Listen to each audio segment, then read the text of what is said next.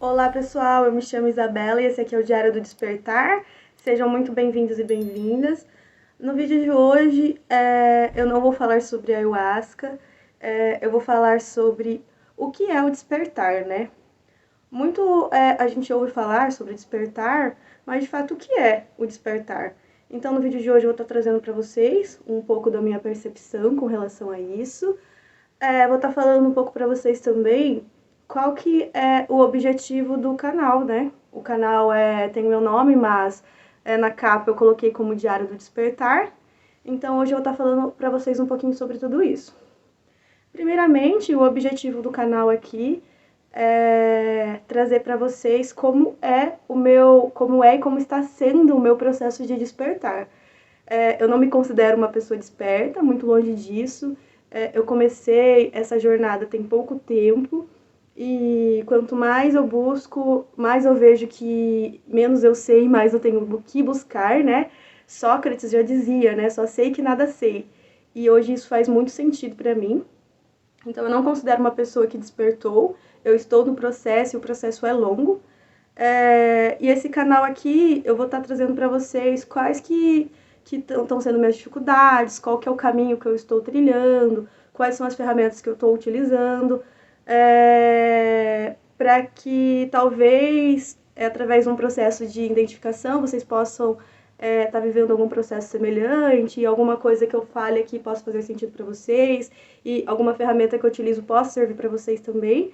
E também esse canal é uma forma de eu sempre me lembrar o que eu tenho aprendido, né? Dizem por aí que quando a gente ensina, a gente aprende muito mais, né? Que o ato de você falar faz com que você memorize e assimile muito mais as coisas. Então, isso aqui é como se fosse um diário aberto, né? Onde eu vou estar falando sobre mim, sobre minha vida, sobre o meu processo. E é isso que eu tinha para falar sobre o canal. Com relação ao despertar, o que é o despertar?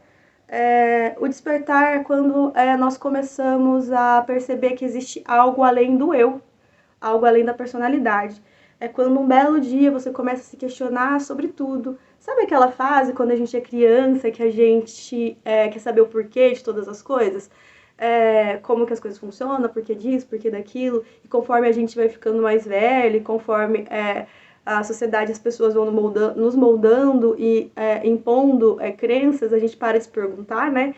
Mas o despertar é quando a gente volta a se questionar sobre tudo. Então é quando você começa a se perguntar por que eu me visto como eu me visto, por que eu penso como eu penso, por que eu acredito em determinada coisa e desacredito em outra, o porquê eu estou aqui, quem de fato eu sou, a vida tem algum significado, para onde a gente vai depois que a gente morre, enfim, sabe, essas perguntas que às vezes colocam a gente até em crise existencial. Então é esse o despertar. É quando você começa a ver que existe algo além da matéria, né? Algo além do eu, o eu, que é essa personalidade que a gente vai construindo, né, durante a nossa vida. Então, o despertar, ele não é um processo que acontece repentinamente, né? É um processo longo, é um processo dolorido, é um processo que vai trazer muitos obstáculos, né? Porque você é colocado em situações onde você tem que começar a sair da sua zona de conforto, né? Você começa a sair da sua bolha, você começa a se questionar o porquê de tudo, você tem que começar... Se você tem que começar, não, né? Você começa a abandonar velhos hábitos comportamentais, velhos hábitos de pensamento, você coloca em xeque você mesmo. E é muito doloroso esse processo de abandonar padrões e de se lançar no desconhecido, né? Se jogar no desconhecido. Eu li algo muito interessante que falava sobre a simbologia da borboleta e eu acho que se encaixa muito aqui no que eu estou dizendo sobre o processo do despertar, né? A borboleta, antes de ser borboleta, a primeira ela é lagarta, né? E ela não é um inseto que é visto como algo bonito pelas pessoas, né? Muito pelo contrário, tem gente que tem medo, tem gente que acha feio. Ela está em total contato com a terra através do seu corpo, né? Ela está totalmente limitada na matéria, né? O corpinho dela fica todo em contato com a superfície da terra e ela está em total identificação com a terra. Porém, algo dentro dela diz para ela que não é só isso, né? Que a vida dela não é só ser lagarto para sempre, existe algo além daquilo, né? E daí, dentro de um processo que ela começa a se recolher, dentro de um processo de introspecção, que é onde ela passa pela fase do casulo, né? Que ela se fecha ali, que ela começa a olhar para dentro dela, né? E se conhecer. A partir de tudo isso, desse processo de se recolher, ela desperta como uma borboleta, um ser muito mais sutil, um ser muito mais livre. E todo esse processo, né, de sair do casulo, de passar por toda essa metamorfose é dolorido, né? Mas, porém, é a dor da liberdade. E fazendo um paralelo com nós, seres humanos, né? O despertar é quando nós como seres humanos que estamos aqui identificados com o externo, identificados com a matéria, nós que nos esquecemos quem nós somos, esquecemos que somos imagens e semelhanças de Deus, então nós somos deuses e deusas, né? Nós que estamos aqui totalmente esquecidos de quem nós somos, por que estamos, e enfim, a gente começa a ver que existe algo além da matéria, além desse corpo físico, né? Que, como eu já mencionei em outro vídeo, além do corpo físico, nós temos mais 6 corpos internos, né? Que é o corpo vital, o corpo astral, o corpo mental, o corpo causal, o corpo do Espírito Santo e o corpo do Pai interno, né? Então, são mais 6 corpos. E muita gente não sabe disso, passa uma vida toda sem ter conhecimento que existe algo além do eu, algo além da matéria. E despertar, então, é quando a gente começa a ver essas outras coisas, né? Então, é quando a gente começa a deixar de ser lagarto para virar borboleta, mas isso é um processo longo, é um processo, como eu disse, dolorido, não é fácil. Porém, a dor, eu tenho observado a dor como parte de um processo de crescimento, um processo de cura. E tem até uma música do Gabriel Pensador, né, que ele fala que é na dor que recém-nascido aprende a chorar e é chorando que recém-nascido aprende a respirar. Pude fazer várias reflexões, né, através dessa música, eu já estava tendo esses pensamentos, que o ato de nascer em si já é um processo totalmente dolorido, tanto para a mãe quanto para o bebê, né? O bebê que estava lá todo no conforto, na segurança do útero, né? Quando ele vem para esse meio externo, né? Ele entra em contato com várias coisas, né? Com luminosidade, com sons, querendo ou não, várias coisas que tiram o bebê do conforto que era o útero, né? Então, ele tem que começar, de fato, a aprender a respirar, porque dentro do útero eles não respiram, né, da forma que a gente respira, porque eles ficam imersos no líquido amniótico, né? Então, ele precisa aprender a respirar. E tudo isso é um processo muito doloroso, porém é necessário para que esse ser se desenvolva, para que esse ser atinja, né, uma maturidade e, enfim, para que ele cresça. E dentro desse comparativo com nós seres humanos mesmo, né, com bebês, quando os dentinhos começam a nascer também é totalmente dolorido, porém nós precisamos dos dentes para comer.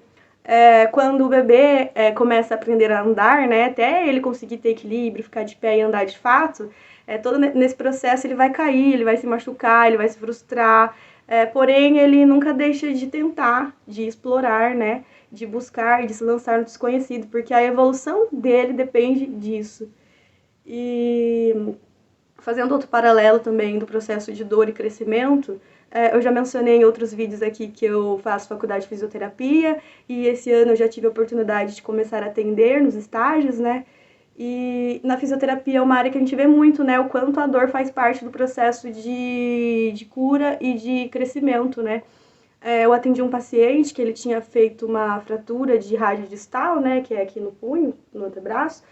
E para trazer, ficou muito tempo imóvel, né, e vai perdendo mobilidade, para voltar ao movimento, nós tínhamos que fazer mobilizações, exercícios, e esses exercícios geravam dor, geravam desconforto, porém foram extremamente necessários para que ele tivesse seus movimentos, suas capacidades funcionais restabelecidas, né, e eu falava para ele, eu sei, vai doer, porém é uma dor necessária e vai trazer seu movimento novamente, né? Então, a cura é um processo doloroso. Então, existem várias comparações que a gente pode fazer, né? Da dor sendo um instrumento de crescimento e de cura. E eu estou dizendo isso para que a gente entenda que a dor faz parte, né? Dentro do budismo zen, se eu não me engano, eles têm uma ideia que eles dizem que a dor é inevitável, porém o sofrimento é uma escolha. a gente escolhe se a gente vai sofrer ou não diante das situações, né? A dor não tem como a gente evitar, ela acontece, é natural em nós como seres humanos aqui que estamos evoluindo. Porém, o sofrimento é uma escolha, né? E a gente sofre por quê? A gente sofre porque a gente está inconsciente, a gente sofre porque a gente se identifica com muitas coisas, às vezes no processo de dor a gente se identifica só com a dor, a gente não vê o que aquela dor está proporcionando, o que aquela dor está gerando como crescimento, como desenvolvimento para nós. A gente sofre por inúmeros motivos, né? Por apego, por identificação, uma infinidade de coisas. E quando a gente começa a despertar, entender o porquê das coisas, que tudo tem um propósito, que a dor faz parte, que a gente começa a perceber também que nada é fixo, nada é permanente, tudo está em constante transformação. Então a dor, ela não é eterna, ela vai passar, e também a alegria, a felicidade também não é eterna, ela vai passar, porque tá tudo fluindo, tá tudo se movimentando, e a gente tá fluindo com a vida, né? A não ser que a gente esteja dormindo e tentando remar contra a maré, né? Daí nisso a gente vai sofrer e a gente vai se desgastar. E então é isso. Muitas vezes a gente coloca também numa posição de comodismo, né? Porque a gente tem medo do desconhecido, né? Como eu disse, quando a gente é criança, a gente se joga no mundão, né? A gente cai, a gente põe o dedo na tomada e leva choque, a gente sobe em cima de objetos e despenca lá de cima e se machuca, porque a gente está explorando. E em determinado momento a gente para de explorar, né? Isso há diversos fatores, como eu disse, né? São os pais que impõem crenças na gente, são a sociedade, são as religiões, né, que colocam isso como certo, aquilo como errado, aí a pessoa vai criando várias identificações e nisso ela começa a se limitar, e nisso ela começa a criar uma bolha, e depois que ela entra nessa bolha ela não quer mais sair, ela não quer mais explorar, e nisso ela deixa de ser aquela criança que explora o mundo, aquela criança que tem sempre algo a aprender, né. E eu vejo também que muitas vezes a gente quer colher sem plantar, a gente quer chegar no topo da montanha, mas a gente não quer enfrentar as adversidades do caminho. E o caminho é necessário a gente trilhar, né, para que a gente tenha um resultado. Então, a dor é necessária dentro do processo de despertar. Entrar na escuridão é necessário para acessar a luz. No meu vídeo anterior eu falei muito sobre isso, né, sobre o processo de abraçar as sombras e de escuridão e como tudo isso é necessário. E se a gente não muda, nada muda. Então, quando a gente começa a despertar, a gente começa a se colocar em movimento para gerar mudanças. A gente começa a se questionar e buscar respostas. E onde estão essas respostas? Estão dentro da gente. Existe uma frase, né, que é conhece a ti mesmo e conhecerá os deuses e o universo. E é isso, porque a resposta das nossas perguntas está dentro de nós. Nós, enquanto seres humanos, somos uma representação do microcosmos. O macro, existe o macro que é o universo, né, composto de galáxias, sistemas solares, enfim, planetas, e existe nós que somos o microcosmos, e dentro do micro tem tudo que tem no macro. Então, se eu quero conhecer o grande, primeiro eu preciso conhecer o pequeno. E então, se eu começo a olhar para dentro de mim e buscar respostas, eu vou encontrar. E o processo de despertar é esse, encontrar respostas, descobrir para que eu estou aqui, qual que é a minha missão, descobrir quem eu sou de fato. E Mahatma Gandhi já dizia também, né, que se nós devemos ser a mudança que nós queremos ver no mundo, né? Então, como eu disse para vocês, se a gente não muda, nada muda. Isso é difícil, né? Porque quando a gente entende isso, a gente começa a ver que depende da gente. É muito mais cômodo, né, quando a gente está na posição de colocar tudo a culpa no outro, a culpa em situações externas, quando na realidade está tudo no nosso controle, né? Essas questões assim de como eu vou lidar com as situações, tudo que o processo de construção da minha vida e do meu despertar depende de mim, das minhas ações e da minha capacidade de me pôr fora da bolha, de me pôr fora da zona de conforto.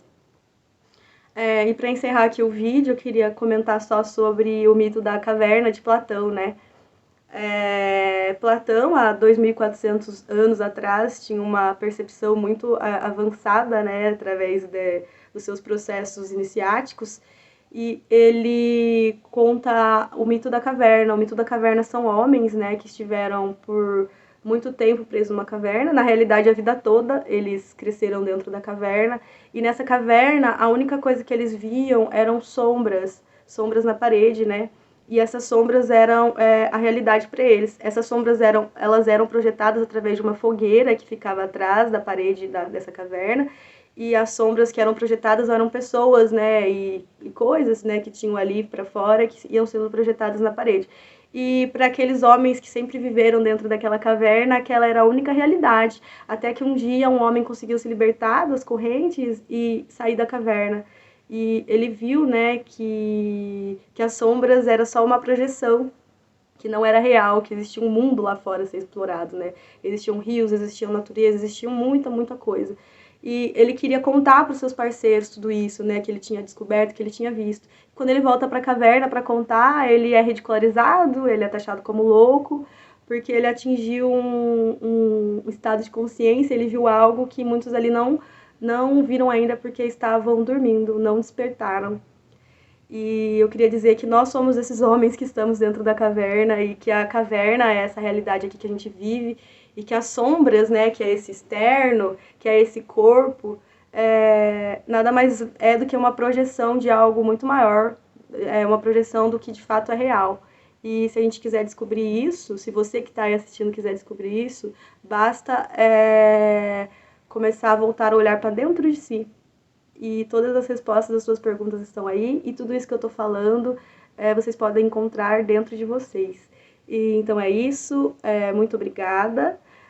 Se vocês gostarem desse vídeo, não esqueçam de deixar o like, de se inscrever no canal. Se vocês se identificaram com alguma coisa que eu estou falando aqui, deixa aí nos comentários. Se vocês estão passando por processo de despertar, escreve aí pra mim. Se isso que eu tô falando aqui, vocês nunca pararam pra pensar, também escreve aí pra mim que eu quero saber. E é isso, um abraço e muita luz pra cada um. Um beijo.